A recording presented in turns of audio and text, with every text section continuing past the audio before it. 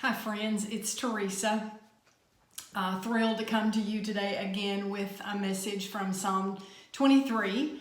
Today we are just going to look at Psalm 23 verse 2, and it's actually just the first half of verse 2, which is, He makes me lie down. One thing I like to do when I teach is to take the obvious and expound on it. And then the other thing that I like to do is I like to take the difficult and make it simple. So today what I'm doing is I'm taking the obvious and expounding on it.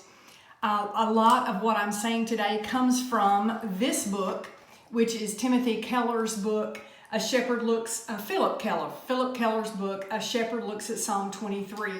It's an old book. It was copyrighted in 1970. And it's one of those, again, that I found that really made a difference in my life. I saw God, I saw Jesus from a different perspective that kind of made him bigger than I had him in my mind and much more personable. So anyway, we're going to talk about just He makes me lie down today. We know that the Bible speaks of Jesus as the Good Shepherd, and we are sheep who have gone astray. We also know that sheep can be very timid. They are very dumb. They tend to run off and get in places like thickets that they shouldn't. And so the Good Shepherd has to go out of his way to retrieve them. We know that he leaves the 99 to go get the one. So I want to say there are 4 things that keep a sheep from laying down. There are 4 things, and I get this from this book. The man was actually a shepherd, so he's speaking from firsthand experience. There are 4 things that make a sheep not want to lay down.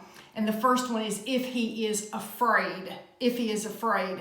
If there's an intruder like a wolf or a rabbit or anything little or big that comes in near him and he hears the intruder, he will flee. He'll take a whole flock of 200 or whatever with him. So he's very fearful.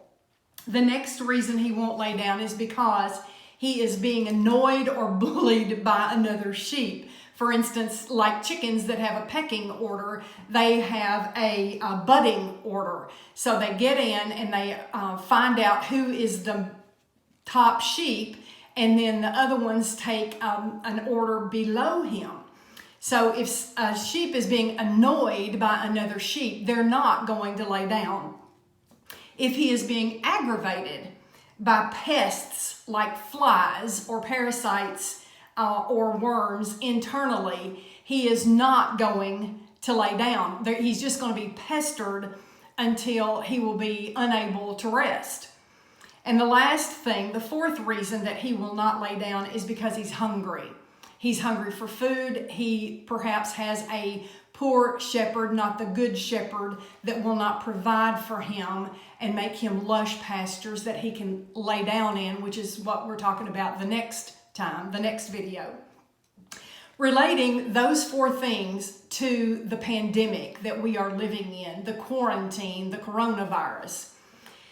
People have been very fearful. They have been very fearful. All the way back to the very beginning, we really didn't know what we were dealing with. Nurses, doctors, those essential people that are right there hands-on, they've not been familiar with what they're dealing with. So they had fear. We have had fear when we first got started. We didn't know where the food was going to come from. The shelves were bare. We didn't know if we were going to get it. We still don't know if we are going to be one of the ones that get it. And then what do we do after we do? Do we have to quarantine our family? How is the logistics of that? Several things, and you know what you're afraid of. I know what I'm afraid of. Do we wash our bags when we bring them in from the store? Do we even go out of the house? There are people that I know who've not been out of the house in a month and also are afraid to have even things brought in. So they're really in a dilemma. We are experiencing friction. We're experiencing friction in the government. We're experiencing friction between the people who are in command and the people who they are commanding. We are experiencing friction between the government and the employees. We're experiencing friction between Do we open our business? The people that work for us want to come back to work. Many ways. We're even experiencing friction between church and state. Do we open our churches up on Sunday? Do we have drive-in church? Do we stay at home? How do we worship? There's a lot of friction in there outwardly.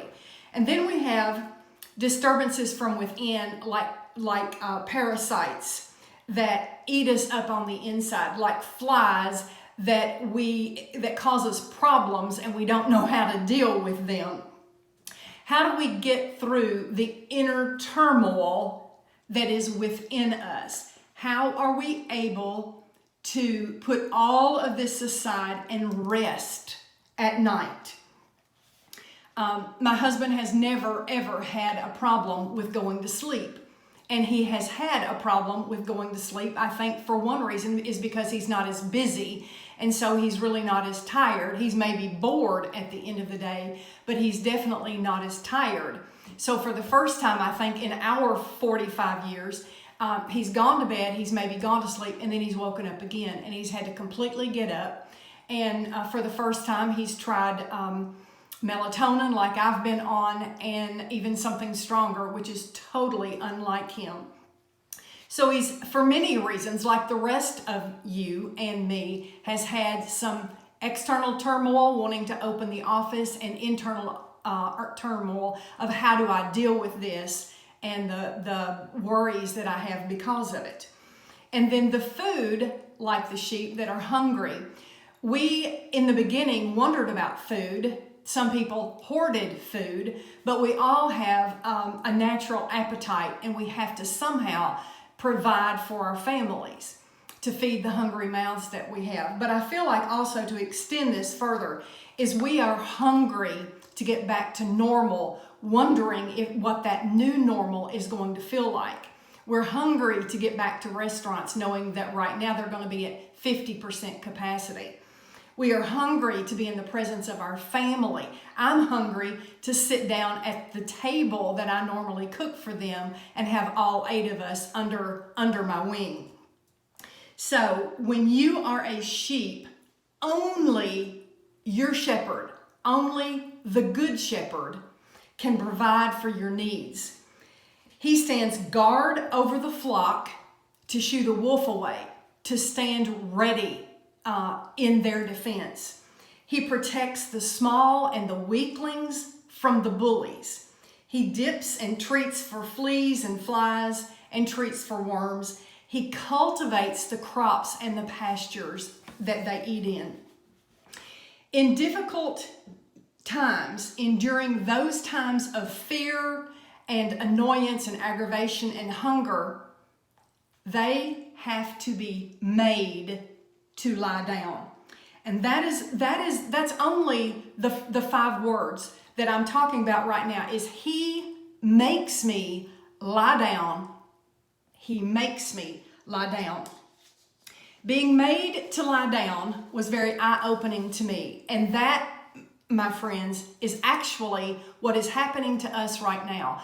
And nobody that I know of, no human being can do what God has done for us. And that's been able to make us lie down and be still. If you don't think you have time to lay down, God will show you that you do. Phil was, when he was 52, he was in a very stressful time of his life. We had just come off from having 2 house payments in 3 years. He had 22 house payments in 24 months.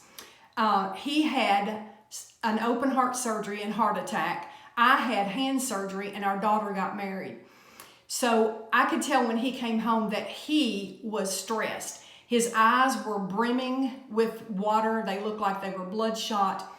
I could tell he was just skimming the surface. And I actually, this is an admittance right here, a confession. I actually prayed that something would happen to him, that God would get his attention. And within 3 weeks, he had a heart attack. God made him lay down and showed him that he needed to rest. If you think it can't happen to you, it can. The the more that you think it can't happen, the more you're going to resist it when it does. God will make you stand in His presence until you realize that He is the one in control. When you can't get out of bed, when you are totally on rock bottom, then you know where you are and how great you are. Then, when you are completely silenced, is when He can get your attention, and you then can experience the green pastures that I'm getting ready to talk about in the next video. This is from James 4. Now listen, you who say, tomorrow, today or tomorrow, we will go to this or that city, spend a year there, carry on business, and make money. Why, you do not even know what will happen tomorrow. What is your life? You are a mist that appears for a little while and then vanishes. Instead, you ought to say, if it is the Lord's will, we will live and do this or that. We are being made to lie down. I don't know of any other way to say it. And if it is the Lord's will, we will get up and we will go and we will do. But until it is, then He is making us lie down. I'll talk about the green pastures next time. God is great. Life is good. I choose joy, and disappointment does not, hope does not disappoint us. Love you guys.